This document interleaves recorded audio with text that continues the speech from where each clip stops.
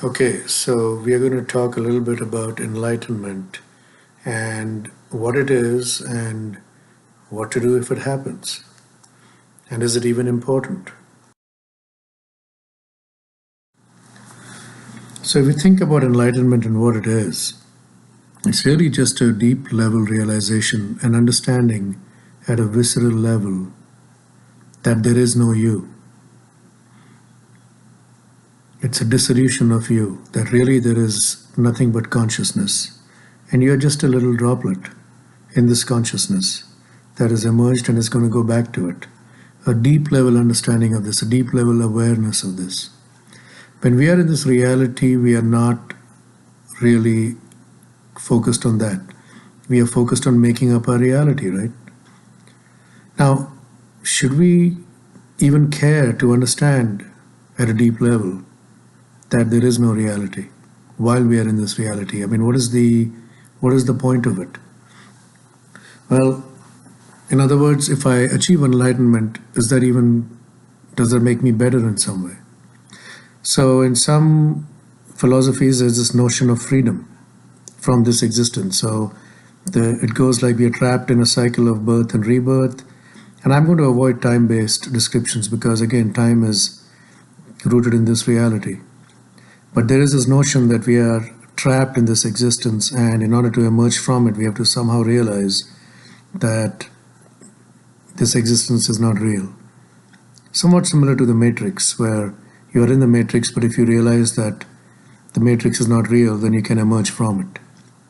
So there's that notion.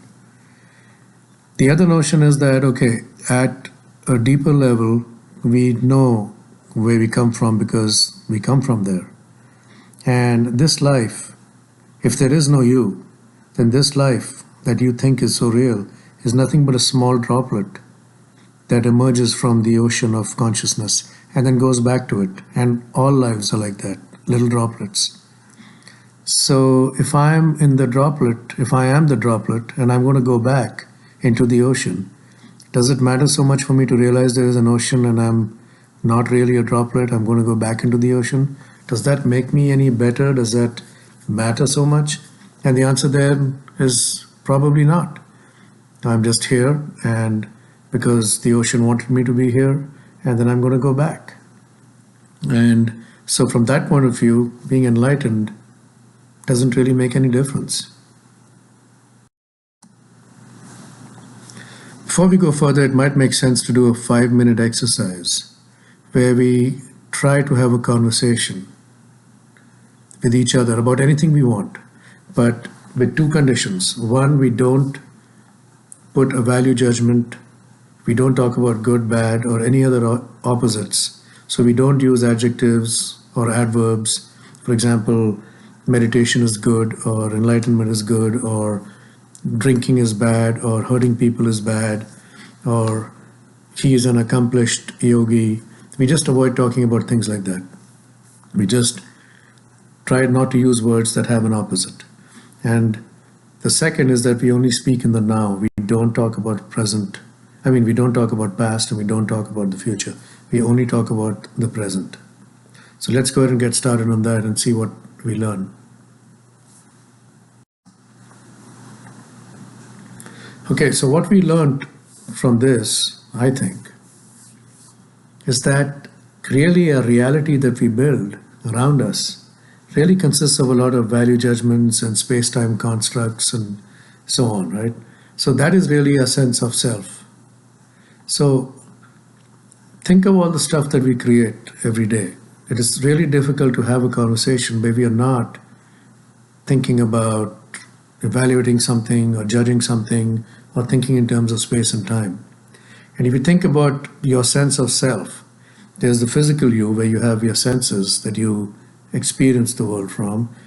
There's the spiritual you, which you can think of as your energy, your connection to the silver cord, and so many other ways to look at the spiritual you, your soul, so to speak. There's the emotional you that experiences all the emotions, and we'll come to those in a minute. There's the intellectual you that has your beliefs and sort of tries to make quote-unquote rational decisions about what you see and do cause-effect analyses. So this is all that makes you, this is your sense of self. And that is really an obstacle to enlightenment because, again, enlightenment is a deep realization that there is no you. And we use the term ego to define the sense of self. And as our ego grows, we think that our sense of self-importance or our awareness of self becomes higher and higher. And again, that is an obstacle to enlightenment. So here's a little model of how we operate in our reality, in our existence, right? So we have our beliefs. Our beliefs, in turn, guide our thoughts and our actions. Our thoughts and our actions lead to emotions that we experience. And these, in turn, feed back into forming or reinforcing our beliefs. Other people's actions and words and emotions that we perceive filter through our beliefs and may change some of our beliefs. Although we change our beliefs, we choose to change our beliefs. And then further downstream, that affects our thoughts and emotions again. So our emotions reflect our beliefs. And as we change our beliefs, we can change our emotions. So they're not really permanent. So none of this is permanent, but this is how we construct a reality. So one thing you can do is, well, the first thing to remember is if you want to change your emotions, if your beliefs drive your emotions finally, then change your beliefs. You can choose to change your beliefs. Now, there are certain emotions that indicate that you are focusing a lot on your ego, you're enhancing your sense of self. And you can see these emotions on the top of the slide. So when you're feeling these emotions, you have been focusing a lot on yourself, on your ego. The Catholic Church has the 7 deadly sins, which are basically ego-enhancing emotions and feelings. So if you are experiencing these, then one way is to try to figure out which beliefs are driving these, and then change the beliefs, and then downstream the emotions should change. So kind of like a feedback mechanism. So here's an example where you feel that people are out to get you at work. You have thoughts towards them and actions towards them that feed off that belief. Your emotion is that you start feeling stress and anxiety and hatred and antipathy towards these people. And the fix for that is to change your belief and realize that people are living their life. They have their own, constraints on their life, and that ultimately we all come from unconsciousness. And if you have this belief and you choose to use this belief, then your new actions and thoughts are more positive, and your final emotion becomes one more of empathy and acceptance rather than the other emotions you had.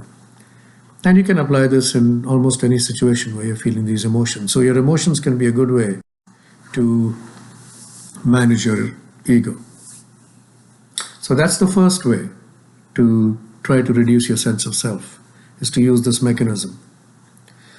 Another way would be to go out of your way to actively serve others from whom you feel the most distant. So, for example, if you remember in the old days, missionaries were encouraged, and even now they're encouraged to go out and serve the most quote-unquote savage of people. And, the less appreciated you are, the less your sense of ego. And you can apply that in your daily life. For example, you may feel that maybe people of a certain culture are inferior to you. So going out of your way to selflessly serve these people without any hope of reward or any expectation will reduce your ego. You may believe that, for example, immigrants are crooked people and maybe a burden to society. And then so actively going out of your way to help immigrants in some way would help reduce your sense of this distance from immigrants. A third way to lose your sense of self is something that, for example, the Zen masters practice, or any kind of activity that you practice. Maybe it's archery, or maybe it's horse riding, maybe it's knitting, where you forget yourself and lose yourself in the activity. So this is a flow-based activity or a flow activity that can also help reduce your ego.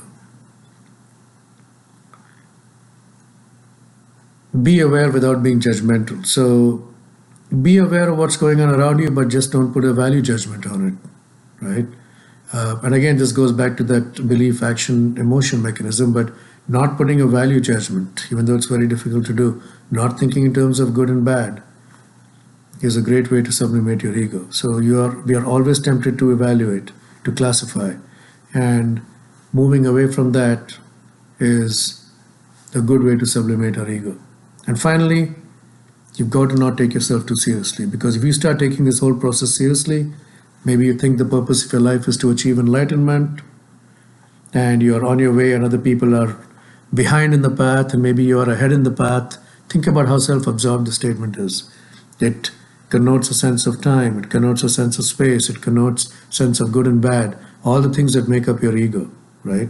So don't take yourself too seriously. Remember, it really doesn't matter. So what happens about enlightenment? Well, firstly, let's go back. Enlightenment is really just a deep awareness of who you are, the real you, stripped of all beliefs, thoughts, and emotions. In other words, there is no you. It's it's the awareness of the fact that you're just consciousness. This enlightenment, this awareness may happen as a spontaneous accident, right? If you create conditions for it, like we just talked about. And this awareness may come and go. We may choose to be aware at some point, we may choose not to be. You may choose to look up at the sky and observe it, and then you may choose to look down on the ground and continue with your existence. So similarly, this awareness, once we attain it, maybe we can attain it again, maybe we cannot, right? We come back to reality. We continue to play the game, we live the illusion, right? At a deeper level, we know that we are consciousness. It's neither better nor worse to be aware. And remember, these experiences that you are creating when we die, well, they never existed in the first place, and neither did you.